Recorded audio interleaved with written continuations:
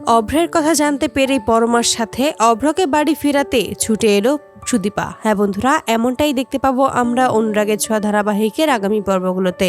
বাড়ি ফিরে এসে অভ্রর কথা জানতে পারে সুদীপা বড়মার কাছ থেকে। সুদীপা খুব ভালোভাবে বুঝতে পারে যে নিশ্চয়ই অভ্র জানতে পেরেছে পরমা ও আদিত্যর কথা। তা না হলে বিয়ের পরের দিনই কেউ এভাবে বাড়ি ছেড়ে চলে যেতে পারে না, নিজের সংসার নিজের স্ত্রীকে ছেড়ে দিতে পারে না।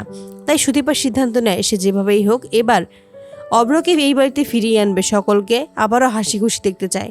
সুদীপা তখন আদিত্যর কাছ থেকে অভ্রের ব্যাপারে সমস্তটাই জানতে পারে। আদিত্য বলে, আমি আমার দাদাকে খুব ভালোবাসি, আমি আমার দাদার জন্য সমস্ত কিছুই করতে পারবো। সুদীপা তখন বলে ওঠে, আপনার দাদার জন্যই তাহলে আপনি পরমাকে ছেড়ে দিয়েছেন, তাই তো?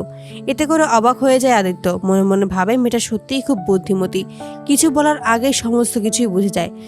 আদিত্য থেকে অভ্রর ব্যাপারে সমস্ত কিছু জানতে পেরেই পরমার কাছে ছুটে আসে এবং সুদীপা সেখানে এসে পরমাকে বোঝায় যেভাবেই হোক অভ্রকে আবারও বাড়ি ফিরিয়ে আনতে হবে। এতে করে পরমা ভাবতে থাকে যে আদিত্য যেহেতু নিজের জীবন নিয়ে ব্যস্ত হয়ে পড়বে, তারও উচিত নিজের সংসার গোছানো। তাই পরমার সিদ্ধান্ত নেয় সেও এবার যাবে অভ্রকে ফিরিয়ে আনতে। তাই পরমা ও সুদীপা ছুটে আসে অভ্রর কাছে।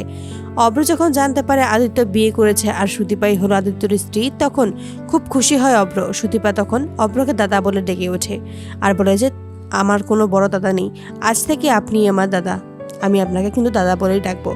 অভ্র তখন সুদীপাকে বোন হিসেবে মেনে নেয়। পরমা তখন অভ্রর কাছে নিজের ভুলের জন্য ক্ষমা চায়। অভ্রর কাছে বলে দেয় যে আমার যদি ভুল হয়ে থাকে আমাকে আপনি ক্ষমা করে দিবেন, শেষবারের মতো আমাকে একটা সুযোগ দিন সবকিছু গুছিয়ে নেওয়ার জন্য। তারপরে অভ্রকে নিয়ে সুদীপা ও পরমা বাড়ি ফিরে আসে। তো বন্ধুরা, তোমরা এটাই তো চাও জন্য এভাবেই অভ্রর কথা জানতে পেরেই পরমার সাথে যেন অভ্রকে বাড়ি ফিরাতে ছুটে যায় সুদীপা এবং সমস্ত অভিমান ভুলিয়ে যেন বাড়ি ফিরিয়ে আনতেই পারে। কমেন্টে জানাও। আর নিয়মিত আপডেট পেতে আমাদের চ্যানেলটি এক্ষুনি সাবস্ক্রাইব করে পাশে থাকো। ধন্যবাদ।